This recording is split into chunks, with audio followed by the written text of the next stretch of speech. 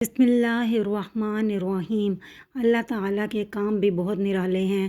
فرعون جس لڑکے کو پیدا ہوتے ہی مروا دینا چاہتا تھا، اسے فرعون کی بیوی آسیہ نے بڑے شوق سے گود میں پالا اور شہزادوں کی طرح سے پرورش پانے لگا۔ اللہ تعالیٰ جسے رکھے اسے کون چکھے کے طور طریقے بھی سیکھ لیے۔ شاہی محل میں شہزادوں کی طرح پرورش پانے سے انہوں نے وہ تمام علوم و فنون بھی سیکھ لیے جو اس زمانے میں رائج تھے، اور حکومت کے طور طریقوں سے بھی واقفیت حاصل کر لی۔ وہ شہزادوں کی طرح رہتے تھے، لیکن ان میں شہزادوں کی ایسی ٹھاٹ باٹ اور ان جیسی اکڑ نہیں تھی۔ ان میں انسانی ہمدردی کوٹ کوٹ کر بھری ہوئی تھی۔ وہ اکثر ہی جشن کے علاقے میں جاتے جہاں بنی اسرائیل کی بستیاں تھیں۔ وہ اپنی آنکھوں سے دیکھتے کہ حکومت کے عہدیدار اسرائیلیوں کے ساتھ کس قدر ظلم کا برتاؤ کرتے ہیں۔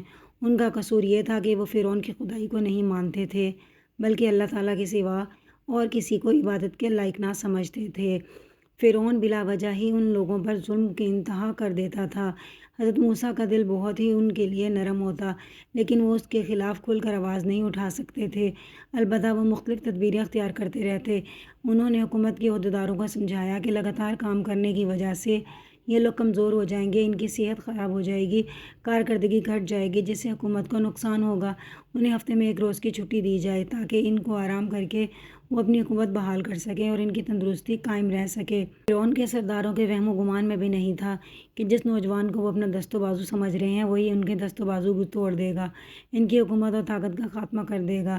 فرعون جو خدائی کا دعویٰ کرنے والا تھا، وہ بھی اس بات سے بالکل بے خبر تھا۔ حضرت موسیٰ علیہ السلام اکثر شہر میں گھومنے پھرنے جایا کرتے تھے۔ ایک دن وہ ایسے وقت میں گھومنے پھرنے کے لیے گئے جب وہاں کی تمام سڑکیں سنسان تھیں، ہر طرف سناٹا تھا۔ وہ کیا دیکھتے ہیں کہ ایک جگہ پر 2 آدمی لڑ رہے ہیں۔ ان میں سے ایک اسرائیلی تھا اور دوسرا قبطی، یعنی فرعون کی قوم کا آدمی۔ اسرائیلی نے حضرت موسیٰ علیہ السلام کو مدد کے لیے پکارا۔ حضرت موسیٰ علیہ السلام نے آگے بڑھ کر قبطی کو ایک گھونسا مارا۔ گھونسا لگتے ہی قبطی زمین پر گر گیا اور دیکھتے ہی دیکھتے اس قبطی نے دم توڑ دیا۔ حضرت موسیٰ علیہ السلام نے تو گھونسا لڑائی ختم کرنے کے لیے مارا تھا، ان کے وہم و گمان میں بھی نہیں تھا کہ وہ اس قبطی کے کام تمام ہو جائے گا۔ وہ بہت پریشان ہوئے، اللہ تعالیٰ سے رو رو کے التجا کی، اے اللہ، میں نے اپنی جان پر ظلم کیا، میری خطا معاف کر دے، میرے گناہ پہ پردہ ڈال دے۔ اللہ تعالیٰ نے ان کی فریاد سن لی اور ان کی خطا معاف کر دی۔ وہ غفور الرحیم ہے۔ پھر حضرت موسیٰ علیہ السلام نے عہد کیا کہ اے اللہ، یہ احسان جو تو نے مجھ پہ کیا ہے اس کے لیے میں بے حد شکر گزار ہوں، میں آئندہ کبھی مجرموں کا ساتھ نہیں دوں گا۔ اسی دن سے انہوں نے اپنے دل میں فرعون اور اس کی حکومت سے قطع تعلق کا عہد کر لیا۔ فرعون کی حکومت ایک ظالم حکومت تھی، اسرائیل کو ان کے مذہب پر چلنے کی آزادی نہیں دیتی تھی۔ انہوں نے ان کو غلاموں کی طرح سے زندگی گزارنے پر مجبور کر رکھا تھا۔ اس قبطی کی قتل کی خبر سارے شہر میں پھیل گئی، لیکن سراغ نہیں ملا۔ لوگوں کے دل میں یہ شبہ ضرور تھا کہ ہو نہ ہو یہ کسی اسرائیلی کا کام ہے، اس کا پتہ لگایا جائے۔ دوسرے روز صبح سویرے حضرت موسیٰ علیہ السلام پھر سے شہر میں گھومنے گئے۔ کل کے ناگوار واقعے کی یاد ابھی تازہ تھی۔ ڈر رہے تھے کہ راز فاش نہ ہو جائے اور اچانک کوئی میرا دامن نہ پکڑ لے۔ سہمے سہمے جا رہے تھے کہ پھر 2 آدمی لڑتے ہوئے دکھائی دیے۔ ایک وہی اسرائیلی تھا جس کی حمایت میں حضرت موسیٰ علیہ السلام نے قبطی کے گھونسا مارا تھا۔ اس نے پھر حضرت موسیٰ علیہ السلام کو مدد کے لیے پکارا تو حضرت موسیٰ علیہ السلام نے ڈانٹ کر کہا کہ تم تو جھگڑالو محسوس ہوتے ہو، ہر روز کسی سے جھگڑا مول لے لیتے ہو، کل بھی ایک شخص سے گتھم گتھا ہو رہے تھے، آج پھر دنگا فساد کر رہے ہو۔